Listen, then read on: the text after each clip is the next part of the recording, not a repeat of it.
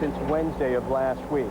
Overnight, rescue workers continue to sift through the dirt and the rubble, oftentimes affected by the very high heat that emanates from fires that still rage deep within the rubble. And, you know, Marty, there are also countless stories, heartbreaking stories, that are full of irony. There is the story of John O'Neill. The police commissioner here told us yesterday that Mr. O'Neill was recovered, that his body was recovered.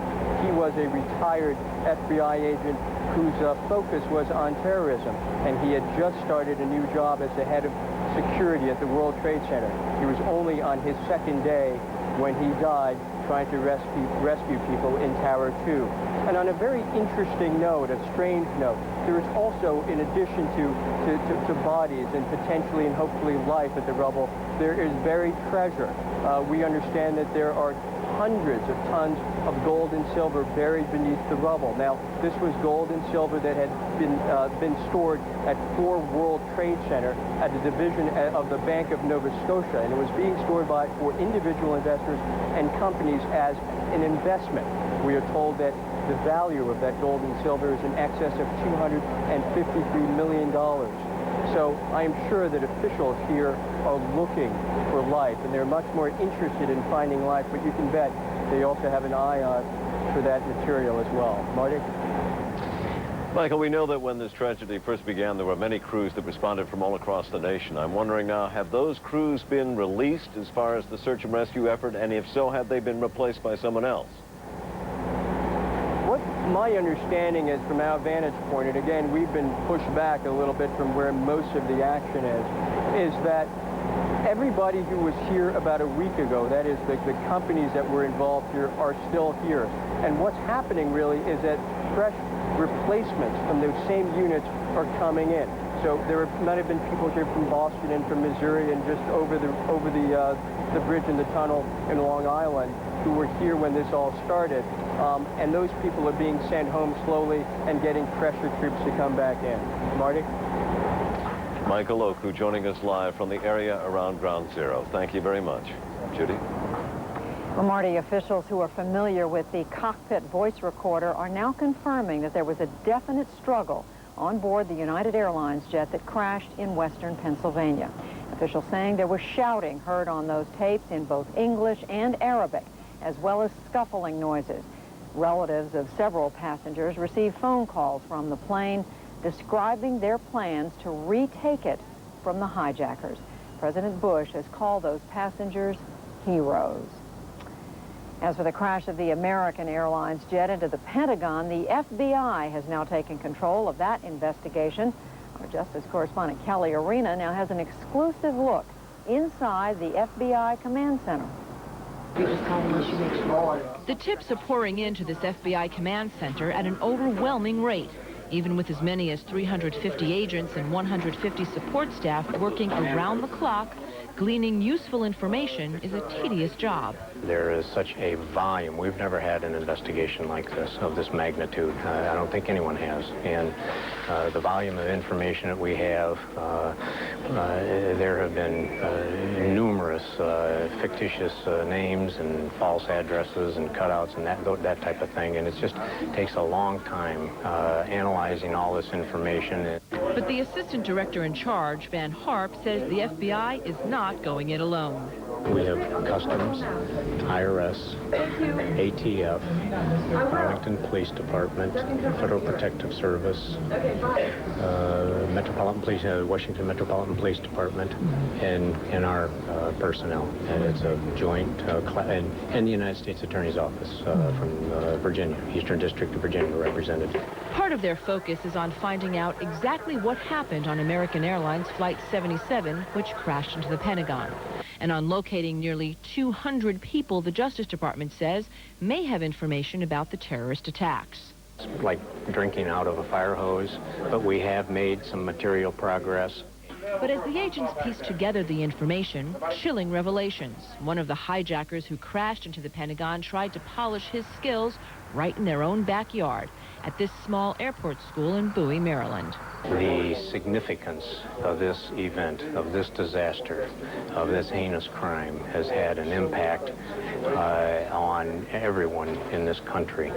The FBI is specifically looking into whether other hijacks were planned and whether a similar threat still exists. So far, there are more than 80 people in custody, either as material witnesses or being held by the INS. This is the worst criminal act I've ever seen, and our primary objective is to bring those people to justice. Collateral is to collect the intelligence and be able to prevent that prospectively, and that's exactly what we're doing. The agents here are noticeably tired, and there's no indication the pace will slow down anytime soon. When you look at the dedication and the effort that these people are putting into this investigation, I think in the long run we will prevail. Kelly Arena, CNN, Washington. More of CNN's continuing coverage of America's new war after a break.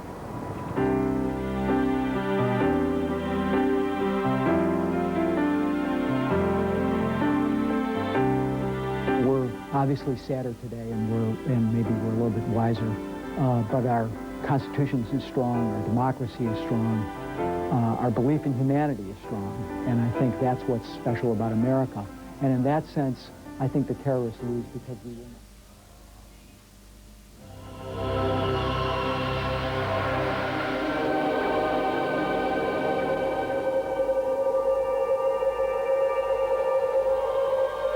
When a news story breaks, CNN will follow it from every angle, on your TV, PC, or mobile. CNN. Be the first to know. Afghanistan, a country ravaged by 20 years of war, and now at the center of international investigations into the attacks on America. Where the Taliban rule with absolute power, where women have been stripped of their rights and dissent can cost you your life. One woman risks her life to reveal shocking images from inside the country. Go beneath the veil, Sunday on CNN.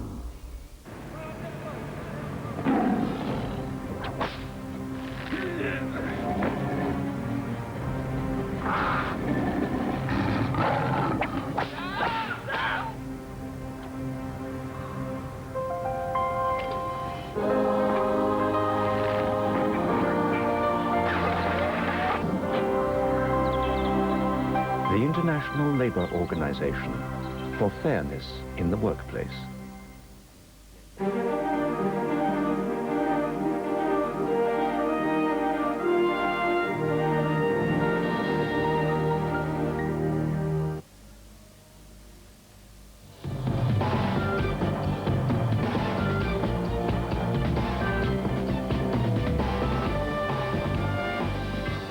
I'm Darren Kagan at CNN headquarters in Atlanta. We're going to check in now on young people across the country. Each year, thousands of America's brightest men and women attend the military service academies. For many, though, the prospect of actually seeing combat firsthand has been pretty slim. That is, until now. CNN's John Voss has the story.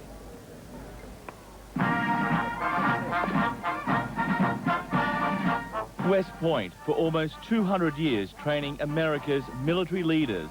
Douglas MacArthur, George Patton, Dwight Eisenhower. Today's cadets preparing for a war no one has ever fought before. If the Taliban sees that, arguably they might think that that threat is therefore more credible. Suddenly, war has gone from textbook to reality, and on this campus, rich in military tradition, the mood has changed. For most, a greater sense of purpose. A war is always a possibility, sir, but you never can predict the scope or the location of it. It comes with part of being here, sir. This year, 900 cadets will graduate, about a quarter of the Army's new lieutenants. In any conflict, many will see battle. It's entirely possible that I'm teaching people now who, in the next 5 years might end up being killed or wounded.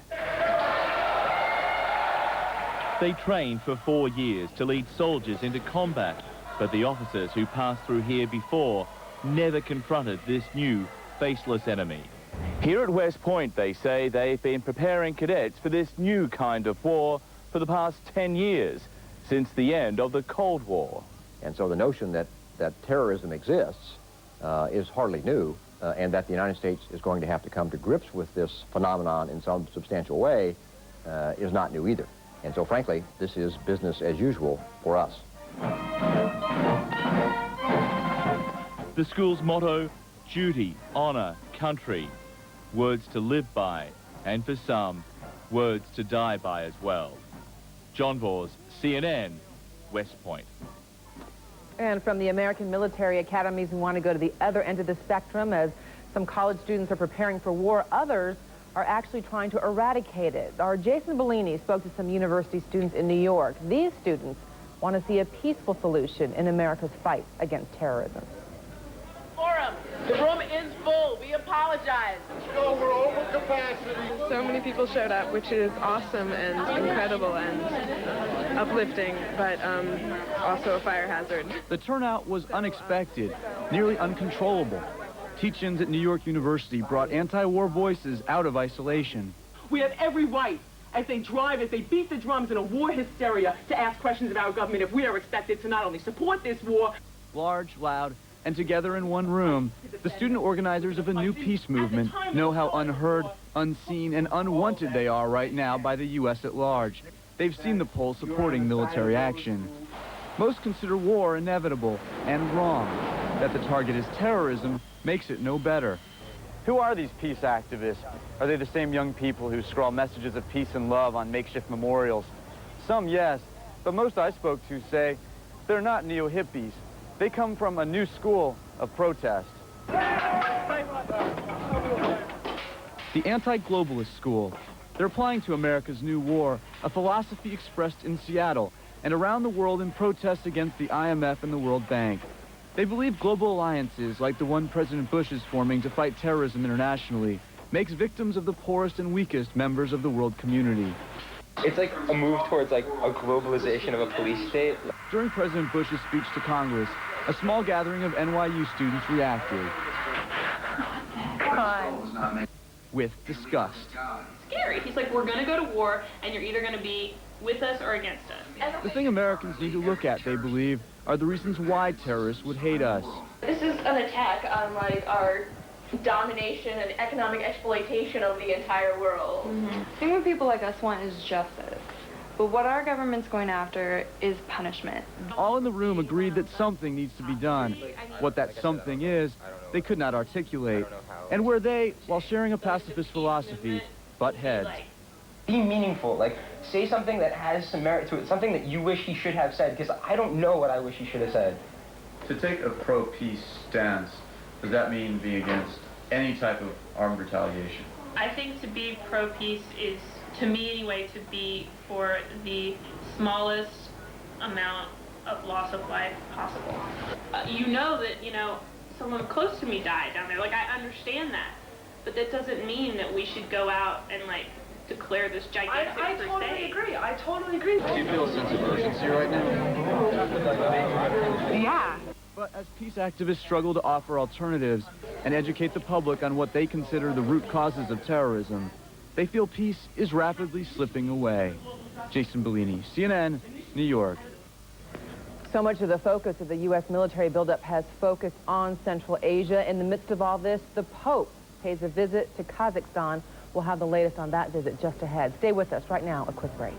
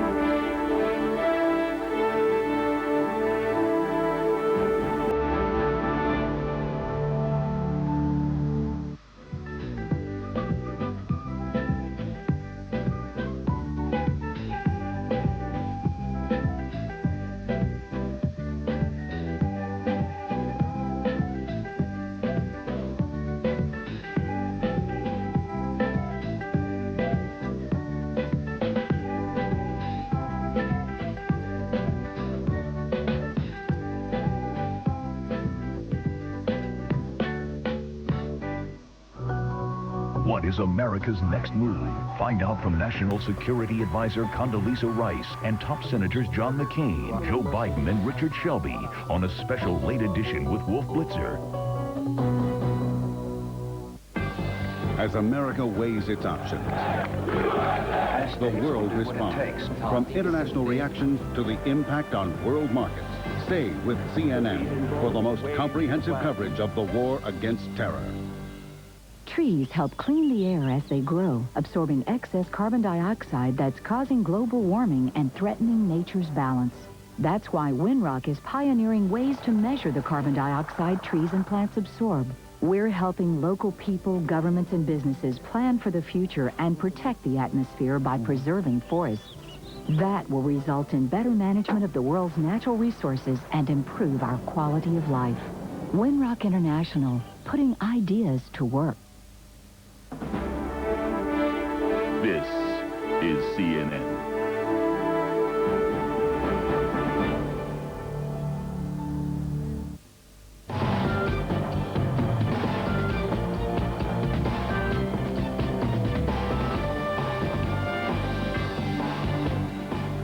Welcome back. We're going to have more on Pope John Paul II's visit to Kazakhstan in just a moment. First, let's get you a quick update on developments that we are following this hour. Starting with President Bush, who held a teleconference meeting with his national security team today. The president is at Camp David. Earlier, Mr. Bush used his weekly radio address to assure Americans the U.S. economy is, using the president's word here, fundamentally strong. The president is expected to act quickly on a bill passed by Congress late last night to help the airline industry.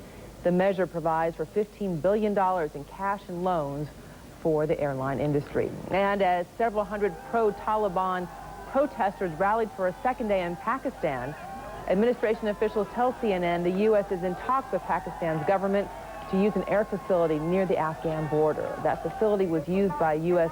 B-52 bombers during the Cold War. Let's go on up to Washington, D.C. and Judy. Well, Darren, as you say, thousands of Pakistanis have been protesting. Our Nick Robertson joins us now from Pakistan near the border. Nick, just how many Pakistanis are participating? What percentage of the population are we talking about who are unhappy with the government's stated desire to cooperate? Well, the demonstrations today have certainly been a very, very small percentage of the population.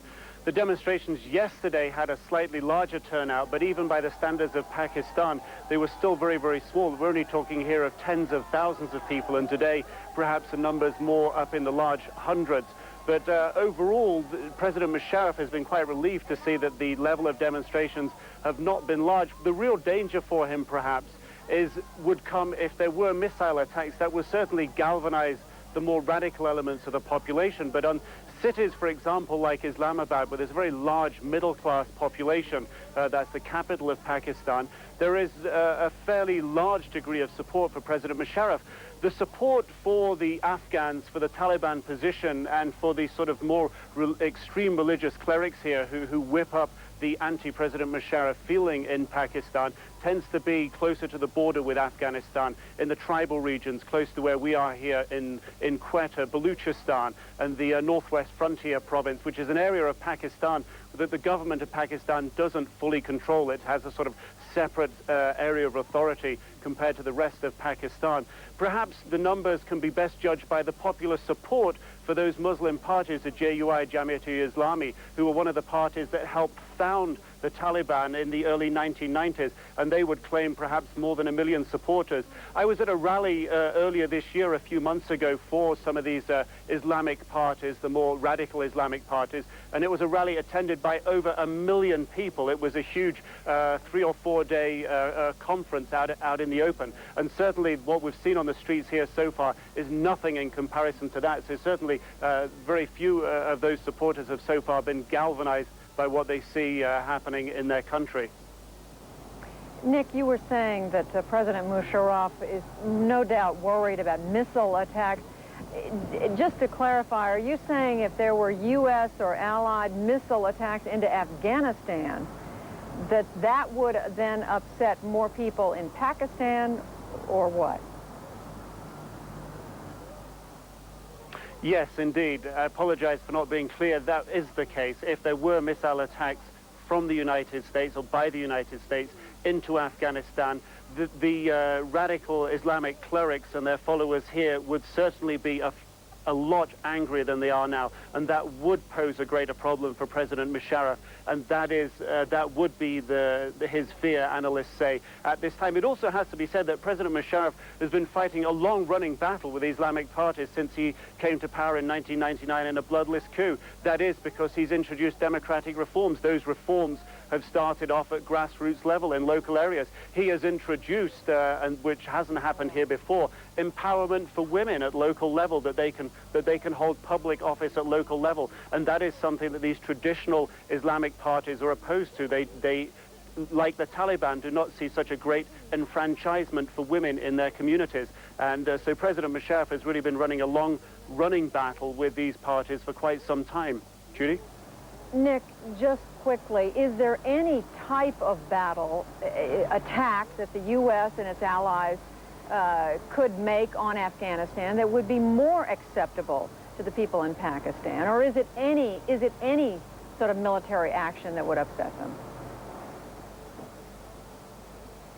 I think most analysts here would say that the important thing for the United States would be to ensure that their position was fully understood and that the reasoning for what they were doing was fully understood. And analysts say that would certainly keep more people behind President Musharraf than if there were an attack that people here really didn't understand. If they didn't understand exactly what the aim of it was, and perhaps if it had wider collateral damage, more civilians perhaps being injured. But certainly analysts say if the position were explained, and if there were not civilian casualties, then that would tend not to cause so much outrage in Pakistan.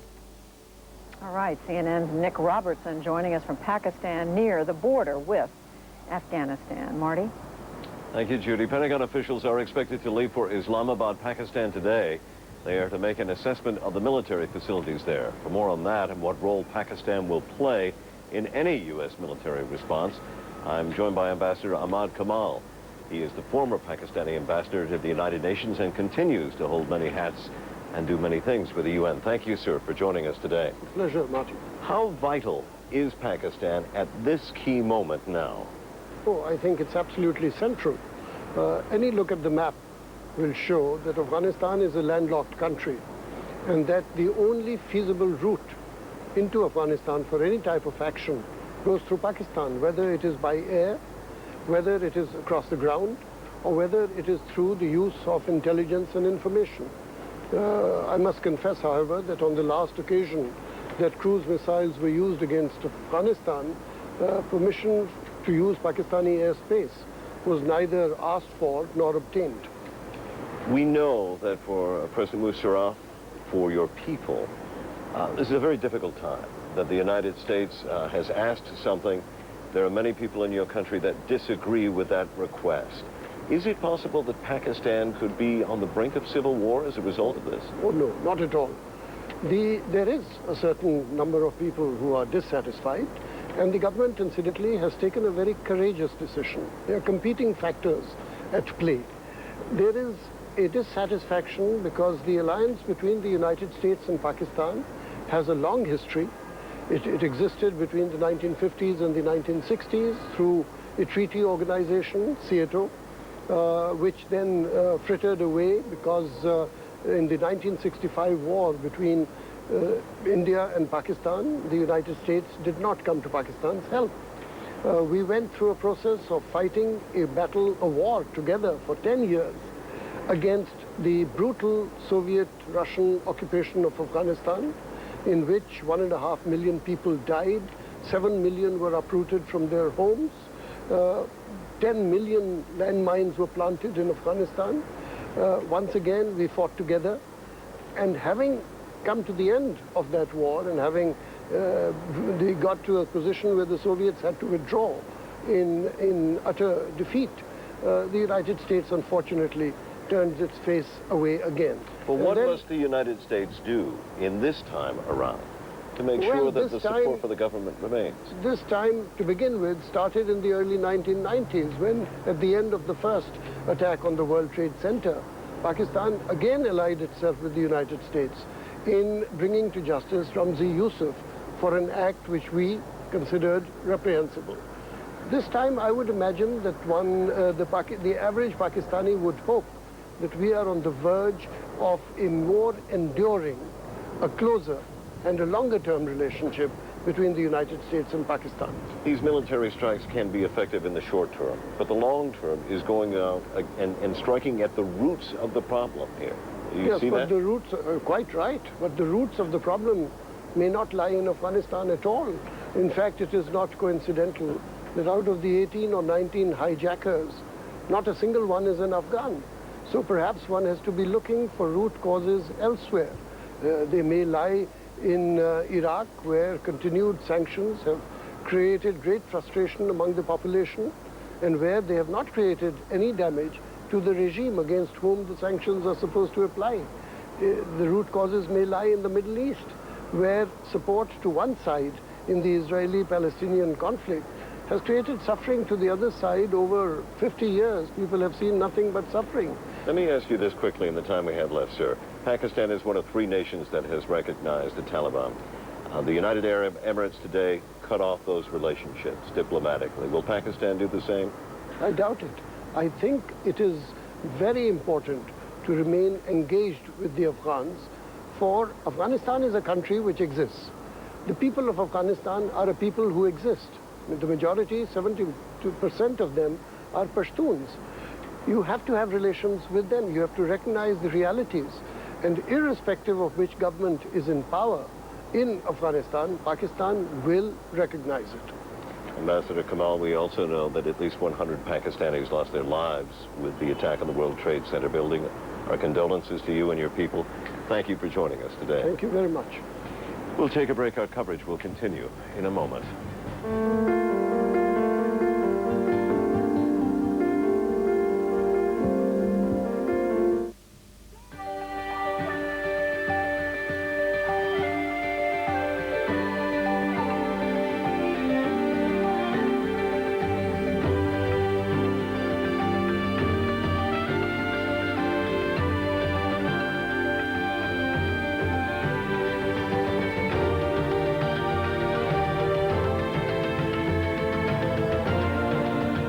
Watch CNN for more city forecasts throughout the day.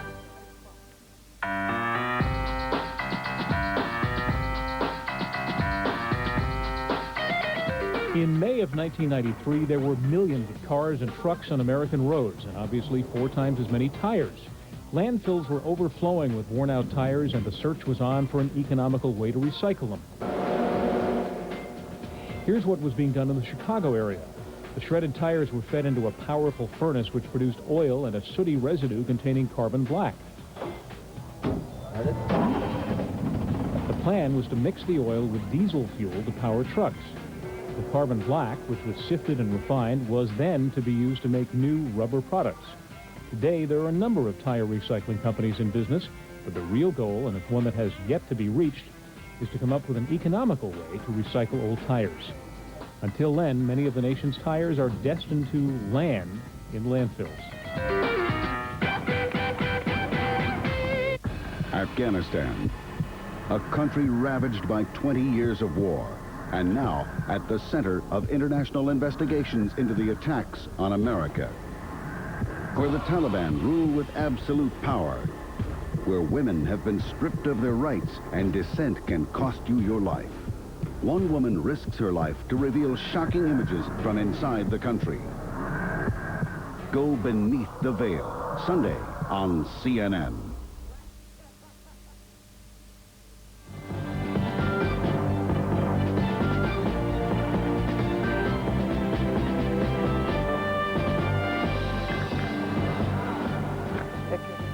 City life apparently getting somewhat back to normal in that city, so hit last week by those terrorist attacks. Pope John Paul II is in the mostly Muslim country of Kazakhstan today. He is expected to take up the issue of strengthening ties between Islam and Christianity. It is part of a 4-day visit to the troubled region. CNN's Jim Bitterman has more on the Pope's trip. Pope John Paul II has been targeted by assassins before, including a plot by a terrorist associate of Osama bin Laden just 5 years ago. So security was a concern as the Pope arrived in Central Asia. The Vatican said there was never a question of canceling the long-planned trip, but that the Pope's safety was taken into consideration. The border of Kazakhstan is only 200 miles from Afghanistan, and its president has long spoken out about the threat posed by radical Muslims like the Taliban. In his welcome, President Nursultan Nazarbayev thanked John Paul for coming in spite of the attacks in the United States, which he said threatened confrontation between civilizations and religion. The Pope made no reference to the U.S. attacks, but a Vatican spokesman said they were of such magnitude that John Paul would certainly have more to say later in the trip. It's a message that will be watched carefully here. The president, who has made clear his support for the United States in its hunt for those responsible for terrorism, also indicated he hopes John Paul will continue to ward off what he called Islamic phobia in the West. As the Pope laid a wreath at a monument recalling the terrors of the communist years in Kazakhstan, it seemed his visit to this country has come at a moment which could mark the beginning of another deadly time, or one that might eventually lead to greater stability. Kazakhstan has always remained a more or less peaceful crossroads of religions and cultures, and the president, as well as the Pope, would like to see it stay that way. But all are aware of the growing probability that the region could soon be at the center of conflict. Jim Bitterman, CNN, Astana, Kazakhstan. As we follow the many threads of this story, our continuing coverage of America's new war continues.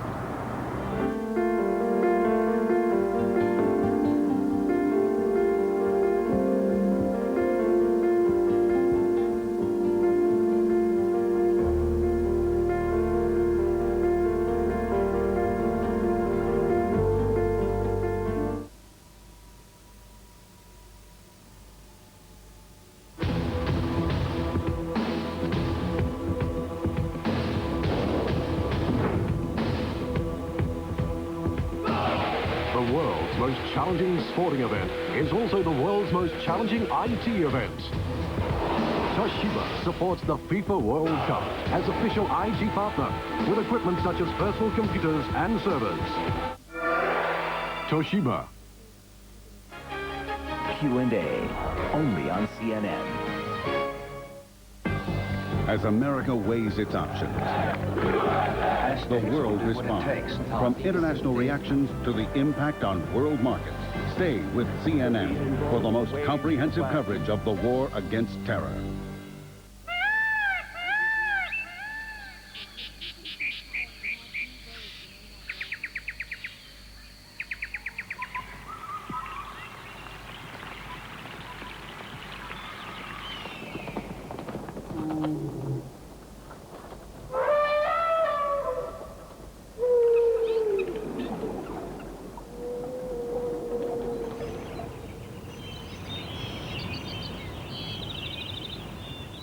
Trees help clean the air as they grow, absorbing excess carbon dioxide that's causing global warming and threatening nature's balance. That's why Winrock is pioneering ways to measure the carbon dioxide trees and plants absorb. We're helping local people, governments, and businesses plan for the future and protect the atmosphere by preserving forests. That will result in better management of the world's natural resources and improve our quality of life. Winrock International, putting ideas to work.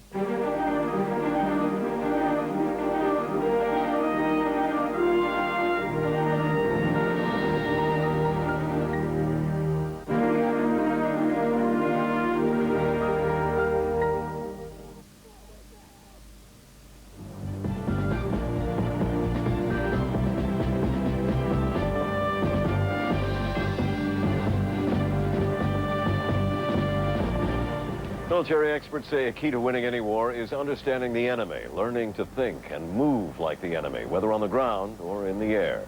CNN's Kira Phillips reports now on how U.S. forces are getting that training. It takes miracles to become a saint. Give me a thumbs up. It takes missions to become a saint adversary. Good and evil come together here. But these These enemies are not enemies of freedom. These are the VFC-13 Saints, bogeys for the good guys. You can't be effective in combat unless you know the capabilities of the enemy. By simulating the threat country, the Saints Adversary Squadron helps this air wing eliminate a real threat in the United States. When we go out there, if they target us correctly, get their shots off when they're supposed to, if they do everything right and we've trained them correctly, we'll die, and that's the best job that we can have. Bingo, we will use a 1.5 bingo for the F-5s. Lieutenant Commander Darren Anding. Be a full afterburner go. And this strike element are today's foreign threat. It's time to get into the mindset of the enemy. Anding will see if the U.S. pilots are combat ready and carrying out rules of engagement. And we're watching for the inadvertent departures or the off altitude or the ridge line that's popping up in front of them in the rising terrain. And that's what we do. That's why it's very important to have Guardians airborne.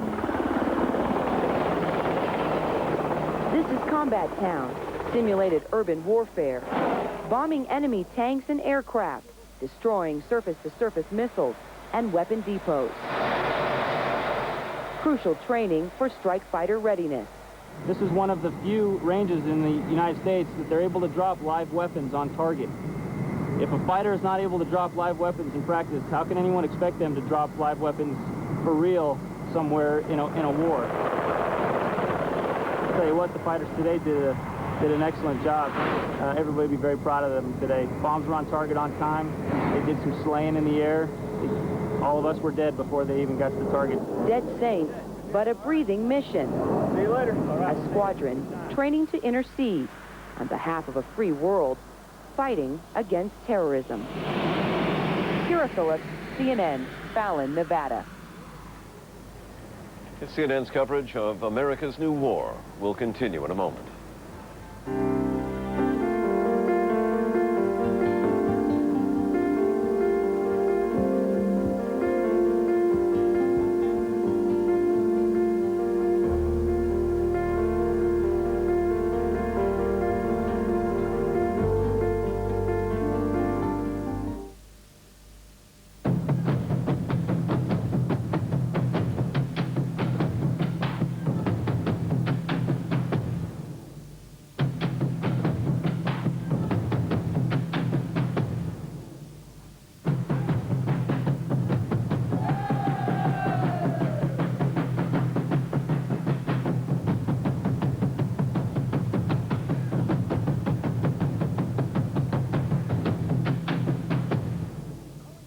Trees help clean the air as they grow, absorbing excess carbon dioxide that's causing global warming and threatening nature's balance.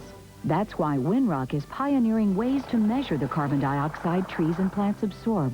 We're helping local people, governments, and businesses plan for the future and protect the atmosphere by preserving forests. That will result in better management of the world's natural resources and improve our quality of life. Winrock International, putting ideas to work.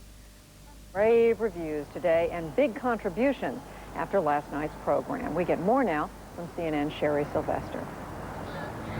Come on, rise up. Come on, rise up. Bruce Springsteen began the 2-hour telethon, which was both a fundraiser for victims' families and a tribute to the heroes of the World Trade Center attack. We all feel the need to do something, however small, symbolic, to honor these remarkable heroes among us. Security was tight as stars from film, television, and music came together in New York, Los Angeles, and London in an unprecedented collaboration. And the operators standing by to take contributions included Jack Nicholson, Al Pacino, Brad Pitt, and Tom Cruise.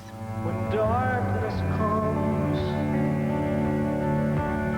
and pain is all around. If this is a war, then these victims are our first casualties, and our idea is to do what we've always done, what Lincoln asked us to do in the Gettysburg Address, which is to bind the wounds of a nation. More than 30 broadcast and cable channels carried the commercial-free program, which was also simulcast on the internet and on radio. The entertainment industry has a responsibility to, one, entertain, to uplift, and to serve as a place of comfort, or at least inspiration, for its public. Folks watching at Manhattan's Hard Rock Cafe thought the tribute hit the right note. This will just generate more goodwill and more response economically from people. It gives like a, little comfort to people. No surprise at all. I mean, the money will just pour in.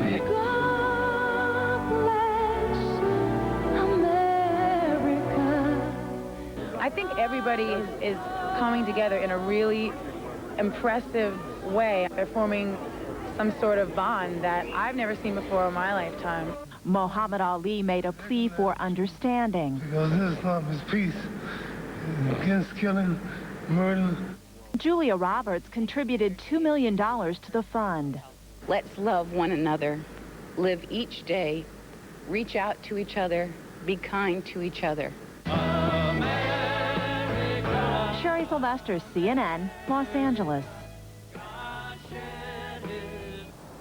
I watched that telethon from start to finish, and I have to say, it must be bringing the country together. We hope you will stay with us for our continuing coverage of America's new war. We'll be back in just a moment.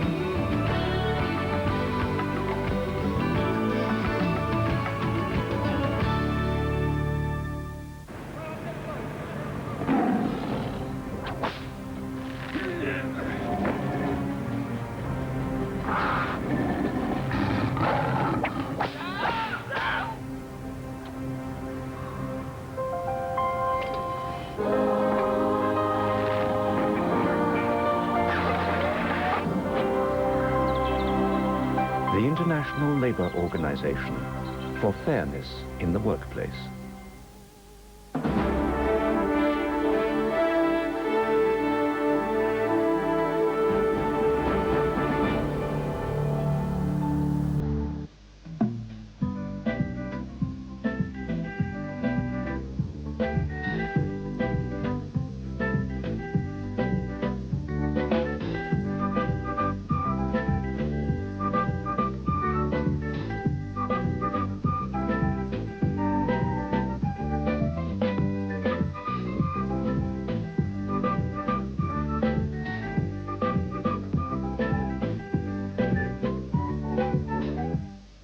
CNNFN.com. Fast.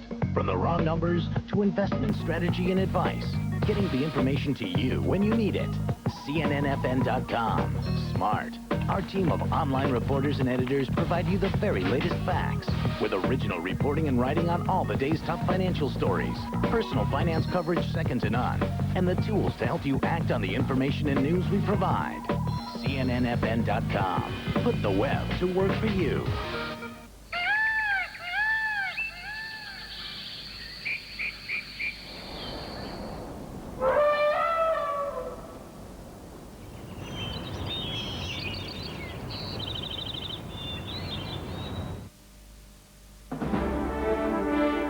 This is CNN.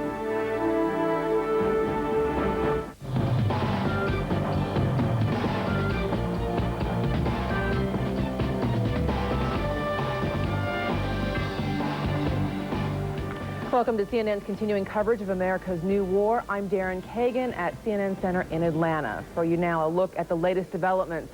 The United States has put up nearly $25 million in reward money to find those responsible for last week's terror attacks. As the U.S. gears up for possible military strikes, Afghanistan's ruling Taliban are claiming to have shot down an unmanned spy plane. It remains unclear whether the plane was an American aircraft. The Pentagon is refusing to comment on that development. President Bush and his top advisors are at Camp David once again plotting their strategy as thousands of reservists await orders for deployment. And new evidence reveals a desperate and wild struggle in the final moments aboard United Airlines Flight 93 before it crashed in Pennsylvania. More on that story just ahead. Want to start in Pakistan. Taliban officials are trying to determine the origin of that unmanned spy plane that it reportedly shot down today just northwest of Kabul. Let's go to Islamabad, Pakistan right now with the latest on that and other developments from that region and bring in our Christian Amanpour. Christian, starting with the alleged shooting down of this spy plane or this aircraft, what can you tell us about that? Well, the only thing we can tell you is